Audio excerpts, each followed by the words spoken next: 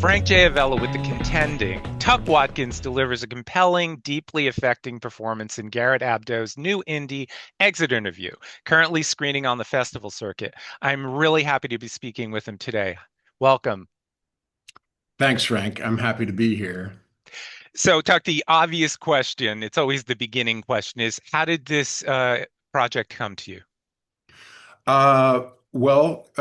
Garrett's, I think Garrett's casting director, Jeremy, mentioned my name, and I think Garrett was open to it because he had just watched Uncoupled, which was a TV show about two guys breaking up out of a long-term relationship, and Garrett had just broken up out of a long-term relationship, and I think it hit him at the right time, and he was like, "Yeah, I want to talk to that guy."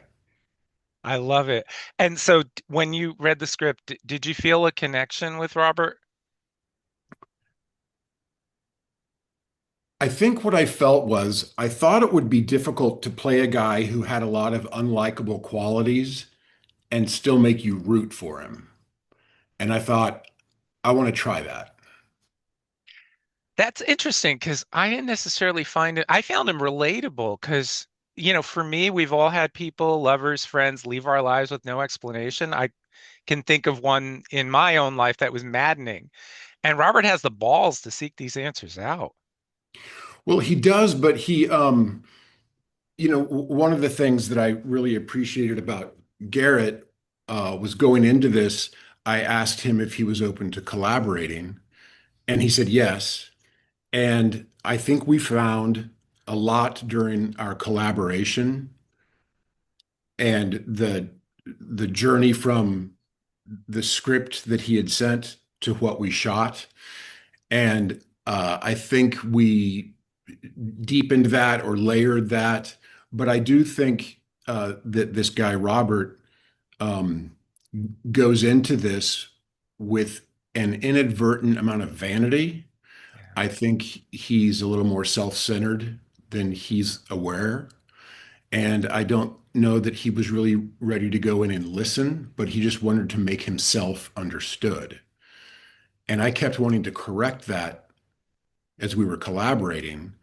And Garrett was smart enough to say, no, no, no, we need to correct that on screen. And he was right. And so I think those qualities in Robert that I kept wanting to correct, we kept, but we tried to correct them while we were shooting it rather than in the rewrites. It's so interesting because you could see his evolution. The film really focuses on Robert in these medium shots and close-ups, and it's fascinating to watch you as Robert evolve. Yeah, there certainly is an evolution. I mean, we even put in there because Robert is a documentarian, but but it turns out when he is the person who's doing the interview, he's not very good at it. And I Hmm. think he thought, oh, I'll be good at this. And he's not. And he acknowledges that. And so yeah, he does learn, he does get better at it as he wades through these previous relationships that he's interviewing.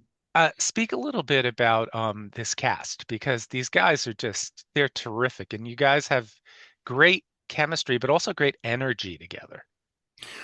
Well, it's always sort of a mystery grab bag when you assemble, you know, nine people that are supposed to have been in relationships with one another, and will there be chemistry there? And I showed up on set ready to do each of these interviews with each of these different guys, and I kind of had in my mind what it was going to look like. But each of these guys showed up and did their own thing in a great way that made me recalibrate as we were doing it how I would react. And everyone was terrific from little experience to more experience. You're right. These guys really showed up and delivered. They did, yeah. And it's interesting too, because most of Robert's former beaux are younger. And I have a good friend. I'm married, but I have a good friend in his early 50s who isn't, and he tells me that most of the guys that seek him out on Grinder are in their 20s, and it's fascinating. I hear that too. It's been a while since I tried the apps, but I did try the apps in between relationships, and I went on the same date with 8 different guys. I went on a lap around Runyon Canyon and had a cup of coffee at the Coffee Bean and Tea Leaf on Sunset Boulevard. And none of them led to a second date. And I think it's because who we are on those apps isn't really the person who shows up, and it's nobody's fault. But most of those guys were younger, and I initially thought, "Oh, that's awesome. Younger's better, right?" But that's not that's not always the case. Sort of a shared experience is usually a lot more fulfilling. Yeah, it's true. I want to talk about the importance of telling queer stories, especially right now. You've been somebody who has been out there at the forefront for like the last 3 decades. Can you speak a little bit about what that means to you? Has it really been 3 decades? Yeah, I remember you as David Vickers. Yeah. I would watch with my mom. It was like insane. Well, you're right. I've been doing gay parts since the 90s when gay guys were told, "Don't do it. You're not going to work." But when you're a young actor and you're offered a great part, we don't care what it is. And so it has been rewarding more as an audience member and just a member of our culture to watch the arc of that, how we used to tell stories about gay people through our issues, coming out, HIV, AIDS, lack of acceptance. Those were our sort of our meal ticket into storytelling. And now we have main characters who just happen to be gay. I just watched this great movie, To Catch a Killer, Hmm. with Ben Mendelsohn and Shailene Woodley. And you don't know it at first, and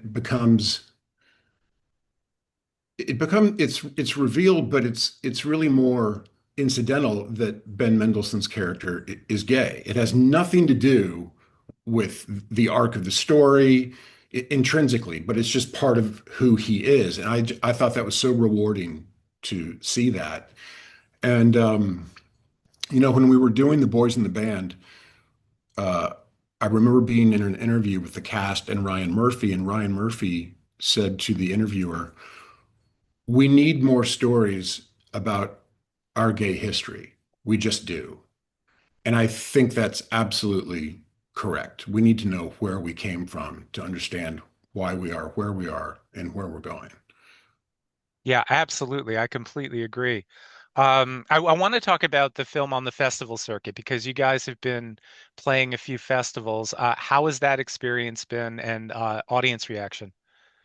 I went to the premiere in San Diego, uh, and it was so satisfying to sit in a sellout crowd and uh, watch others watch the movie. And there are moments where I thought, oh, I think this part drags, or they're not going to get this joke. And the parts where I thought it was potentially dragging, I was looking around and everyone was still and silent. And I think they were listening, which was great to see.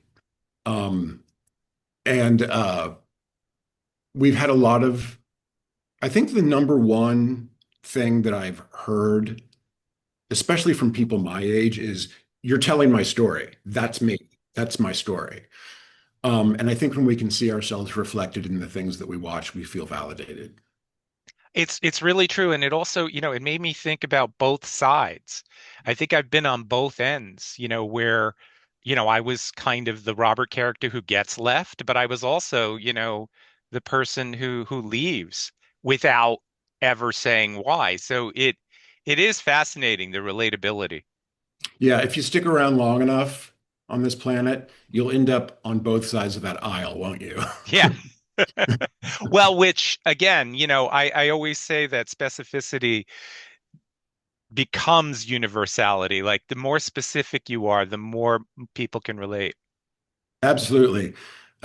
Which is what makes Catherine O'Hara's line in Waiting for Government so funny. I don't like to make specific choices because I want them to be universal.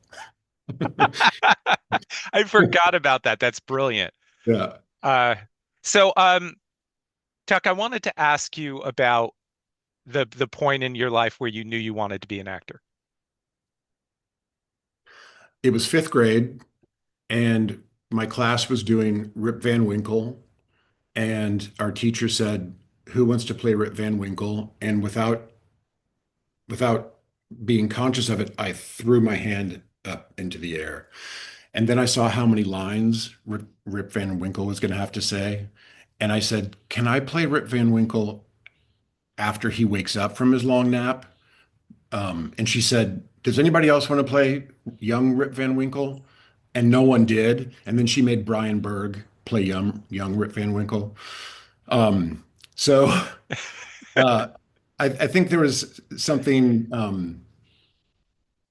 natured and not nurtured in me to be an actor. And in high school, I just found it was my way into the cool circle to make people laugh. Um, and I thought, well, like growing up in Missouri, you don't think, well, I can do this for a living. It's amusing and fun and all. But then I got a commercial for a bank, and they paid me $300, and I thought, oh my gosh, I've made it. And I did major in a more practical degree, telecommunications, which is the only degree, if you say you have a degree in telecommunications, no one no one knows what that is, so they ask no follow-up questions. I don't even really know what it is because I never employed that degree. But so I got a practical degree, and then I thought, am I going to move to New York or am I going to move to LA? And I thought I'd rather struggle near the palm trees and the beach than the gutter juice of New York City. And so I thought I'm going to give it a shot. And there's highs and there's lows and there's good years and bad years, but somehow I've scratched out a living doing it. Would you say that One Life to Live, the soap was your big break? Yeah, I think that was you know what? And I did this exercise video commercial for this exercise machine. And I think that is what got me on One Life to Live. But I would say, yes, One Life to Live, I would call it my big break per se. And I loved working on that show. I had so much fun working on that show. And they always tell you as a young actor, the first thing you should do is get on a soap opera. And then the next thing you should do is get off the soap opera. So I always had that in mind. I thought, oh, I can't stay here too long. And I only stayed 2 years. And then I decided, okay, I'm going to go be a movie star now. And then after a couple of years, that wasn't working out. So I called them and I said, can I come out of jail in Morocco? And they said, sure. And so I had a long, great relationship with One Life to Live where I would go back for a little while. Then I go out and do some other work, and then I go back for a while. And then I got to go back in the summer for about 5 years while I was doing Desperate Housewives during the fall. I got to do that play with Betty Buckley that you saw. Um, uh, yeah, if they put One Life to Live back together, I would be first in line to want to go do it. You made such a stamp on that show because when I think back, I think of you and Robin Strasser and how funny you were. Well, about a year into my tenure on that show, I was hired to play this cool, mysterious guy. And there were a lot of guys on that show who were very good at being cool and mysterious. I was unremarkable at being cool and mysterious. And I knew if you're not good at what you do on this show, you're out. And so one day I accidentally fell down the stairs while we were taping a scene, and everybody laughed at me, and I was humiliated. And I realized, oh, David Vickers isn't a cool, mysterious character. He thinks he's a cool, mysterious character. He's actually a buffoon. And that's where I found a unique stripe on the tapestry and it gave me my own lane. And so I tried to lean into that. I love it. I love it. And I have to ask you a Desperate Housewives question because the editors at the Contending are obsessed with the show and they actually just did a revisit. Could you speak a little bit about your experience on that show? It's really fun to work on a juggernaut of a show. When Kevin, Rom, and I were hired to go onto that show, um, it was so much fun. And the thing that I like so much about it was we went to work on this suburban street that felt like a suburban street, and um, working in an ensemble where you're not carrying everything, but you get to add just your side dish. I think it's so fun to be a side dish and not have to be responsible for the nut of the show. Um, it was a great experience. I think most of the drama that had happened on that show that the whole world was aware of, that had died down by the time that we got there. And so it was a really rewarding place to work. Boys in the Band. Boys in the Band worked so well for me. I saw it on Broadway and the Netflix film. And it worked so well in both mediums. And I think one of the reasons had to do with the fact that all of you from the Broadway production, the all outcast, went on to make the film. Can you talk a little bit about the difference between bringing it to life on stage and then having to transfer it to a completely different medium? The really cool thing about doing it on Broadway and then doing it on film was there was not a big difference. Um, I would say the only real difference was that everything that we did on stage was maybe a little bit bigger and performative for the last row. And so everything Joe Mantello did a really good job of saying like dial it back, just say it. And I think we just made it more intimate. But I think the two shows, the live show and the film version are very true to one another and they're very true to the original play. Yeah, and again, that's probably another one of the reasons why it was so successful, and you were also terrific in it. You coast through mediums pretty smoothly. Do you have a favorite? My favorite medium as an actor is independent filmmaking. Um,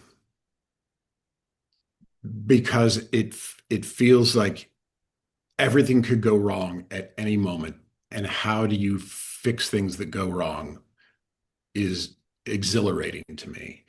Um, I think Garrett I think Garrett is the very definition of an independent filmmaker. What he lacked in experience, he more than made up for in his openness to collaborate and surround himself, particularly his crew who did have experience. Um, I think that it's still independent filmmaking is still what it has always been, which is it gives a voice to people who don't have voices, who people don't want to throw money at to hear their story. And I really applaud Garrett for making his movie. We all talk about the movie we want to make, but Garrett actually made his movie. And I think part of the reason he made his movie and got it done is because of his lack of experience. He didn't know, oh, this should take longer, or this is going to take forever, or you need this, or you need that, and you need more money. He he didn't have all those flies in his ear. And he went from the blank page in October to a premiere in August. So in like under 9 months, he hadn't written one word, and then we had a premiere 9 months later. So I love the unpredictability of having to figure things out on the fly. That's unheard of. And I think it gives a lot of hope to people out there to not listen to the buzzing, to the naysayers, and to just commit yourself to what you want to do. Yeah. And we collectively can do that now. We can make movies on our iPhones. So why not? This really creative guy named Kit Williamson created this show, East Siders. And it was just, I think, 12-minute episodes on YouTube, but it became popular. And then Netflix said, hey, we'll give you some money and come to our platform. But it's because he just started doing it on his own and posting them on YouTube. So there's more and more evidence of that. My final question to you is, what can we see you in next? Let's see. I'm in the second season of Paradise. We just finished shooting the second season of Paradise, um, which is the second season is really extraordinary. The scope of everything, the um, it's just bigger and more and really cool. So I'm looking forward to that coming out. And I just finished working with my old pal Nathan Fillion from One Life to Live on his show, The Rookie. Oh, nice. A little reunion there. Well, Yeah. Tuck, this is a it's a terrific film. I know you guys go to Atlanta next week, if I'm not mistaken. Uh, Yes. and hopefully, you'll have a release soon because I think it's a really significant queer offering, and I thank you for taking the time out to speaking with me. I don't know why I can't speak all of a sudden. Well, And I I'm happy to hear you say that. I'm happy you feel that way, and I hope it finds an audience. Yeah, me too. And I look forward to what you do next. I've been a fan since One Life. So you're always, what's the word I want to use? You ubiquitous, which I love, but the projects you choose are also very different, which I also love. Well, actors don't like to be pigeonholed, so we're always trying to put on a different mask. Thanks, Tuck. Thank you, Frank. I'll see you down the road. Sounds good.